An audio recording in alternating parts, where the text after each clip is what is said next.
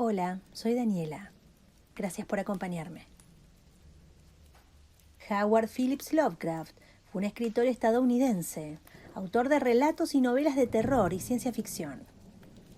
Se le considera un gran innovador del cuento de terror, al que aportó una mitología propia, desarrollada en colaboración con otros autores actualmente en vigencia. Su obra constituye un clásico del horror cósmico, una línea narrativa que se aparta de las tradicionales historias de terror sobrenatural, incluyendo elementos de ciencia ficción. Su familia provenía de una distinguida tradición burguesa venida menos, razón que marcó, en buena medida, la personalidad elitista del autor. Su padre murió cuando éste era aún muy pequeño y su madre lo sobreprotegió intentando que no se relacionara con gente que ella consideraba de clase inferior. En 1921, cuando el autor contaba con 31 años, la muerte de su madre le afectó profundamente. Luego conoció a la escritora y comerciante Sonia Green, con quien contrajo nupcias y se mudó a Nueva York, pero fracasó en su matrimonio. Tras sentir una profunda aversión por la vida neoyorquina, Lovecraft decidió volver a su Providence natal, donde vivió con sus tías hasta el fin de sus días. Este cuento relata la historia del Dr. Muñoz, arquetipo del científico loco que ha logrado prolongar diabólicamente su existencia, más allá de la muerte, a costa de permanecer en un ambiente cerrado y a una temperatura inusualmente fría. Cuando estas condiciones se alteran, su cuerpo comienza a descomponerse gradualmente, sin que el pobre doctor pierda la conciencia. Hoy escucharemos Aire Frío, de Howard Phillips Lovecraft.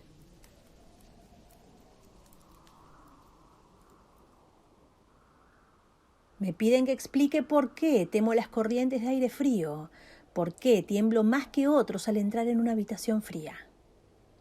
Parece como si sintiera náuseas y repulsión cuando el fresco viento del ocaso se desliza entre la calurosa atmósfera de un apacible día otoñal. Según algunos, reacciono frente al frío como otros lo hacen frente a los malos olores, impresión que no negaré. Lo que haré es referir el caso más espeluznante que me ha sucedido, para que ustedes juzguen en consecuencia si constituye o no una razonada explicación de esta particularidad. Es una equivocación creer que el horror se asocia íntimamente con la oscuridad, el silencio y la soledad. Yo lo sentí en plena tarde, en pleno ajetreo de la gran urbe, y en medio del bullicio propio de una destartalada y modesta pensión, en compañía de una prosaica patrona y 2 fornidos hombres. En la primavera de 1923 había conseguido un trabajo rutinario y mal pago en una revista de la ciudad de Nueva York. Y viéndome imposibilitado de pagar un sustancioso alquiler, me mudé de una pensión barata a otra que reuniera las cualidades mínimas, limpieza, un mobiliario decente y un precio lo más razonable posible. Pronto comprobé que no quedaba más remedio que elegir entre soluciones malas, pero tras algún tiempo recalé en una casa situada en la calle 14 Oeste, que me desagradó bastante menos que las otras en que me había alojado hasta entonces. El lugar en cuestión era una mansión de piedra rojiza de 4 pisos que debía datar de finales de la década de 1840 y provista de mármol, cuyo rumbroso y descolorido esplendor era muestra de la exquisita opulencia que debió tener en otras épocas. En las habitaciones, amplias y de techo alto, empapeladas con el peor gusto, había un persistente olor a humedad y a dudosa cocina. Pero los suelos estaban limpios, la ropa de cama podía pasar y el agua caliente apenas se cortaba o enfriaba, de forma que llegué a considerarlo como un lugar cuanto menos soportable para hibernar hasta el día en que pudiera volver realmente a vivir. La patrona, una desaliñada y casi barbuda mujer española, apellidada Herrero, no me importunaba con habladurías, ni se quejaba cuando dejaba encendida la luz hasta altas horas en el vestíbulo de mi 3er piso. Y mis compañeros de pensión eran tan pacíficos y poco comunicativos como desearía. Tipos toscos, españoles en su mayoría, apenas con el menor grado de educación. Solo el estrépito de los coches que circulaban por la calle constituía una auténtica molestia. Llevaría allí unas 3 semanas cuando se produjo el primer extraño incidente. Una noche, A eso de las 8, oí como si cayeran gotas en el suelo y de repente advertí que llevaba un rato respirando el acre olor característico del amoníaco. Tras echar una mirada a mi alrededor, vi que el techo estaba húmedo y goteaba.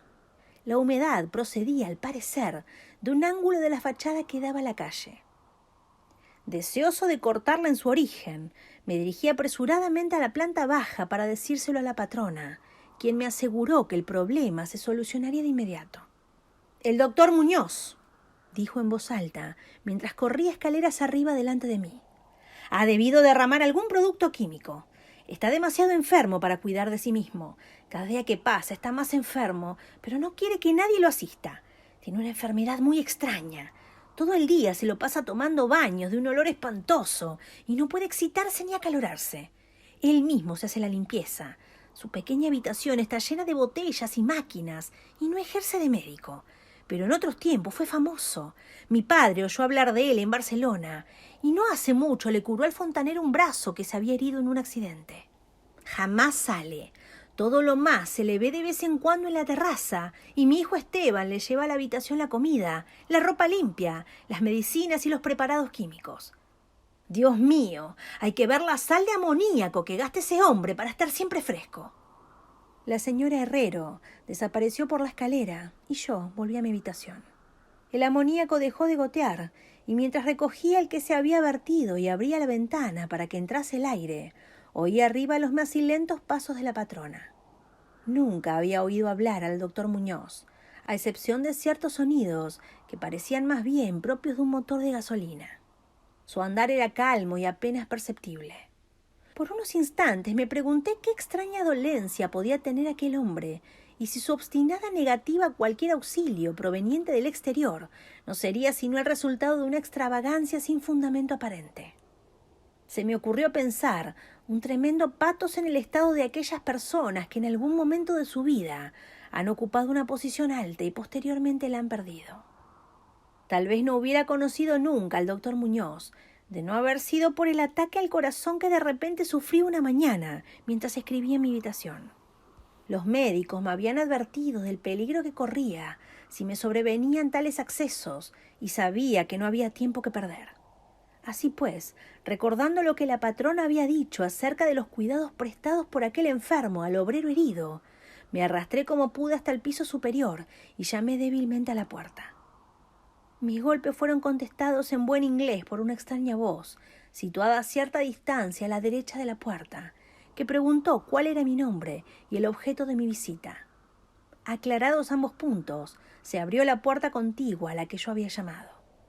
Un soplo de aire frío salió a recibirme a manera de saludo, y aunque era uno de esos días calurosos de finales de junio, me puse a tiritar al traspasar el umbral de un amplio cuarto, cuya elegante decoración me sorprendió.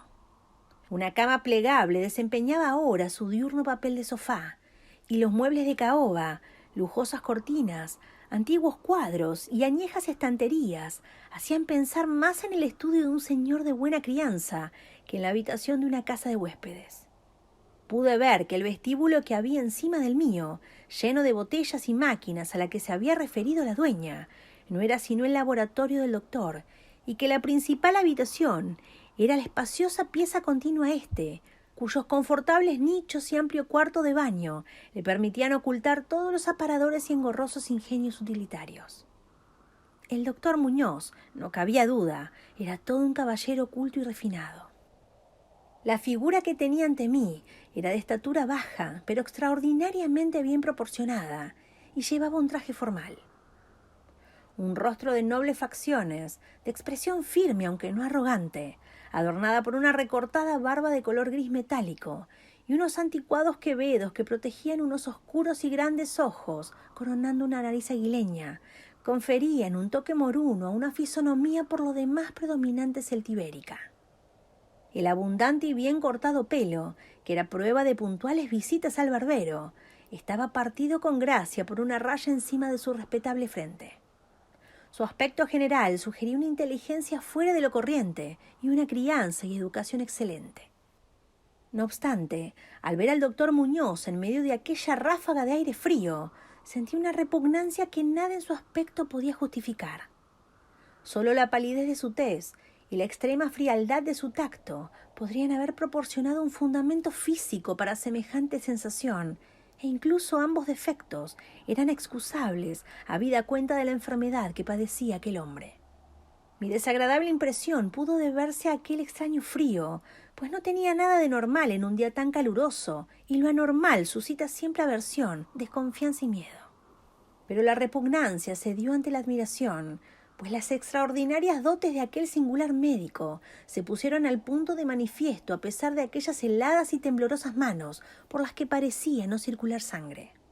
Le bastó una mirada para saber lo que me pasaba, siendo sus auxilios de una destreza magistral. Al tiempo, me tranquilizaba con una voz finamente modulada, aunque hueca y carente de todo timbre, diciéndome que él era el más implacable enemigo de la muerte y que había gastado su fortuna personal y perdido a todos sus amigos por dedicarse toda su vida a extraños experimentos para hallar la forma de detener y extirpar la muerte. Algo de benevolente fanatismo parecía advertirse en aquel hombre, mientras seguía hablando en un tono casi locuaz, al tiempo que me auscultaba el pecho y mezclaba las drogas que había cogido de la pequeña habitación destinada al laboratorio hasta conseguir la dosis debida.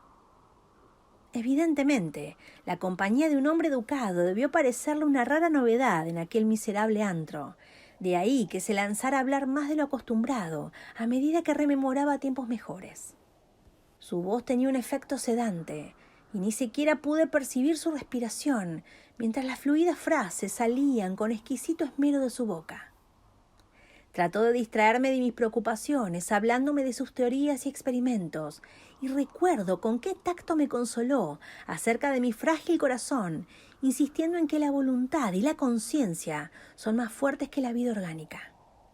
Decía que si lograba mantenerse saludable y en buen estado el cuerpo, se podía, mediante la ciencia de la voluntad y la conciencia, conservar una especie de vida nerviosa, cualesquiera que fuesen los graves defectos, disminuciones o incluso ausencias de órganos específicos que se sufrieran. Algún día, me dijo, medio en broma, me enseñaría cómo vivir, o al menos a llevar una cierta existencia consciente, sin corazón. Por su parte, sufría de una serie de dolencias que lo obligaban a seguir un régimen muy estricto, que incluía la necesidad de estar expuesto constantemente al frío. Cualquier aumento apreciable de la temperatura podía, caso de prolongarse, afectarle fatalmente, y había logrado mantener el frío que reinaba en su estancia de unos 11 a 12 grados, gracias a un sistema absorbente de enfriamiento por amoníaco, cuyas bombas eran accionadas por el motor de gasolina que con tanta frecuencia oía desde mi habitación situada justo debajo. Recuperado del ataque en un tiempo extraordinariamente breve, salí de aquel lugar helado, convertido en ferviente discípulo y devoto del genial recluso. A partir de ese día, le hice frecuentes visitas, siempre con el abrigo puesto.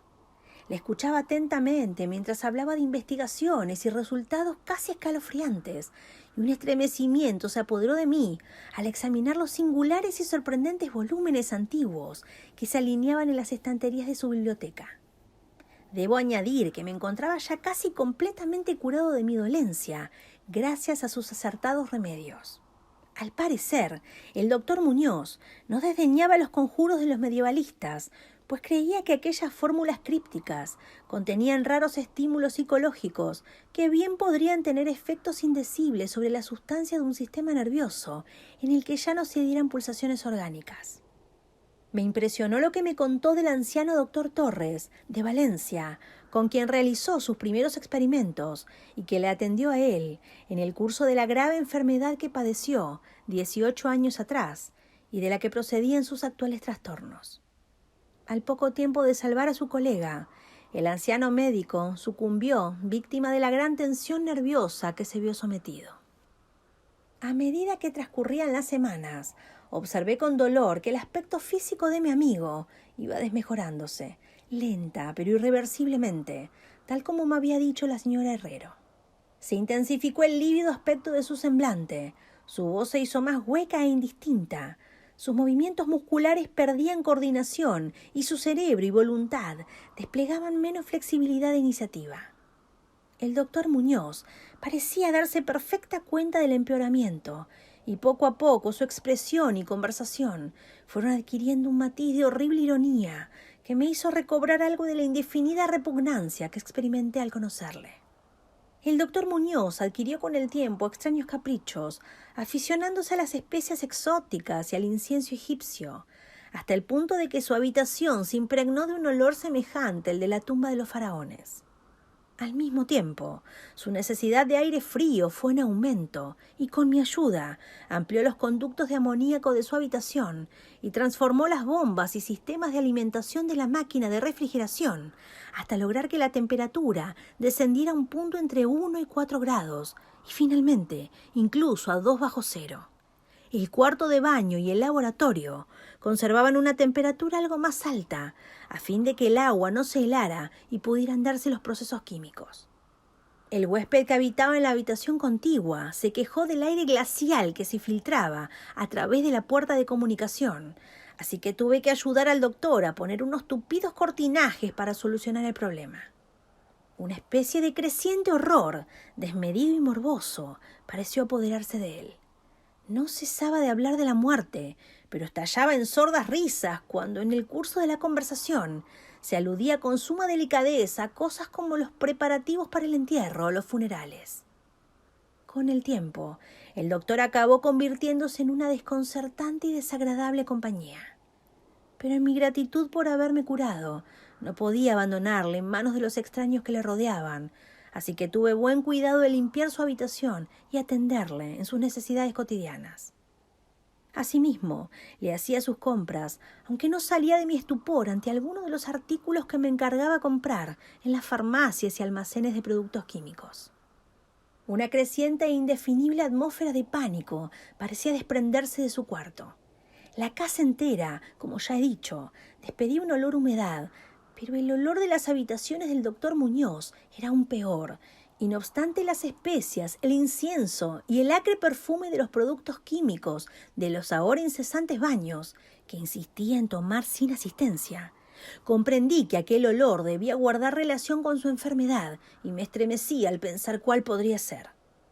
La señora Herrero se santiguaba cada vez que se cruzaba con él, y finalmente lo abandonó por entero en mis manos, no dejando siquiera que su hijo Esteban siguiese haciéndole los recados.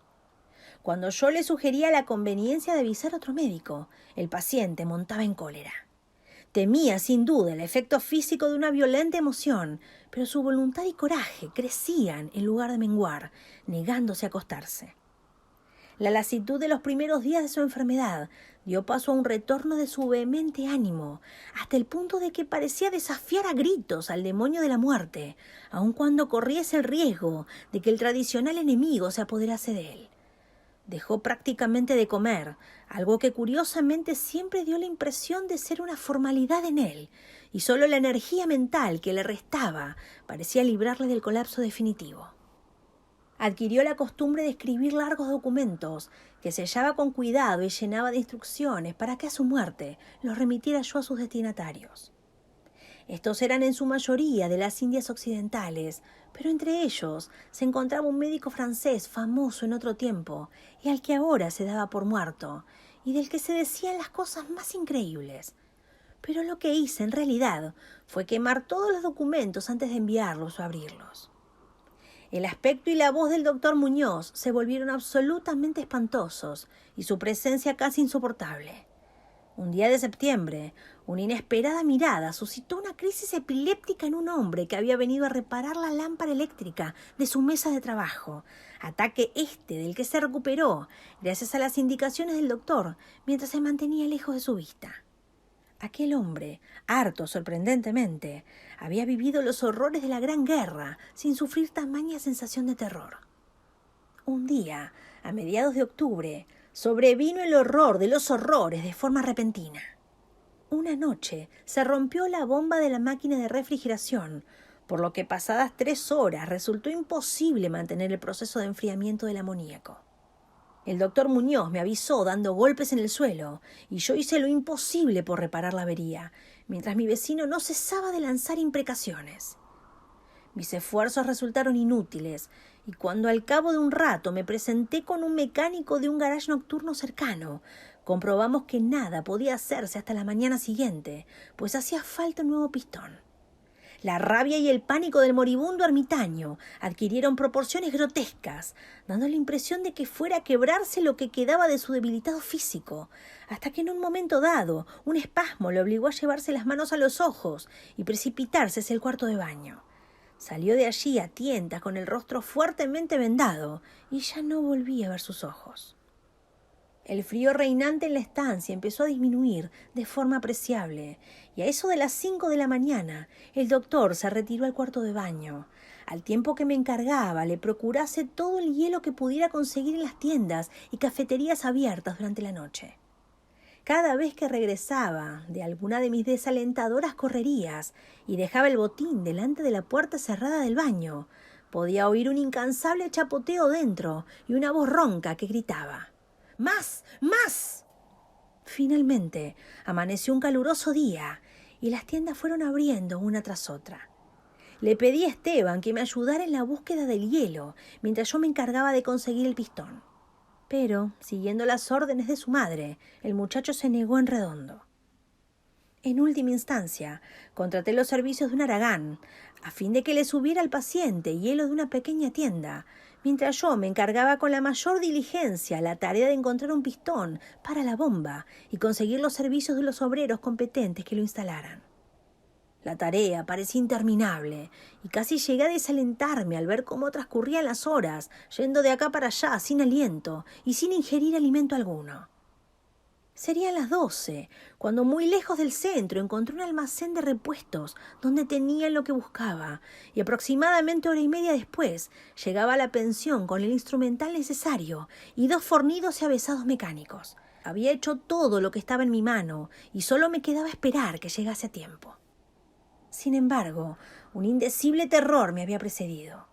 La casa estaba totalmente alborotada y por encima del incesante parloteo de las voces pude oír a un hombre que rezaba con voz profunda. Algo diabólico flotaba en el ambiente y los huéspedes pasaban las cuentas de sus rosarios al llegar hasta ellos el olor que salía por debajo de la trancada puerta del doctor. Al parecer, el tipo que había contratado salió precipitadamente dando histéricos alaridos al poco de regresar de su segundo viaje en busca de hielo. Quizás se debiera todo un exceso de curiosidad. En la precipitada huida no pudo, desde luego, cerrar la puerta tras de sí, pero lo cierto es que estaba cerrada y a lo que parecía desde el interior. Dentro no se oía el menor ruido, salvo un indefinible goteo lento y espeso. Tras consultar brevemente con la dueña y los obreros, no obstante el miedo que me tenía atenazado, opiné que lo mejor sería forzar la puerta. Pero la patrona halló el modo de hacer girar la llave desde el exterior, sirviéndose de un artilugio de alambre. Con anterioridad, habíamos abierto las puertas del resto de las habitaciones de aquel ala del edificio, y otro tanto hicimos con todas las ventanas. A continuación, y protegidas las narices con pañuelos, penetramos temblando de miedo en la hedionda habitación del doctor, que orientada al mediodía, abrasaba con el caluroso sol de primeras horas de la tarde. Una especie de rastro oscuro y viscoso llevaba desde la puerta abierta del cuarto de baño a la puerta del vestíbulo, y desde aquí al escritorio, donde se había formado un horrible charco. Encima de la mesa había un trozo de papel, garrapateado a lápiz por una repulsiva y ciega mano, terriblemente manchado, también, al parecer, por las mismas garras que trazaron apresuradamente las últimas palabras. El rastro llevaba hasta el sofá, en donde finalizaba inexplicablemente. Lo que había o hubo en el sofá es algo que no puedo ni me atrevo a decir aquí. Pero esto es lo que, en medio de un estremecimiento general, descifré del embadurnado papel, antes de sacar una cerilla y prenderla a fuego, lo que conseguí descifrar aterrorizado mientras la patrona y los 2 mecánicos salían disparados de aquel infernal lugar hacia la comisaría más próxima para balbucear sus incoherentes historias. Las nauseabundas palabras resultaban poco menos que increíbles en aquella amarillenta luz solar, con el estruendo de los coches y camiones que subían por la calle, pero debo confesar que en aquel momento creí lo que decían. Si las creo ahora, es algo que sinceramente ignoro.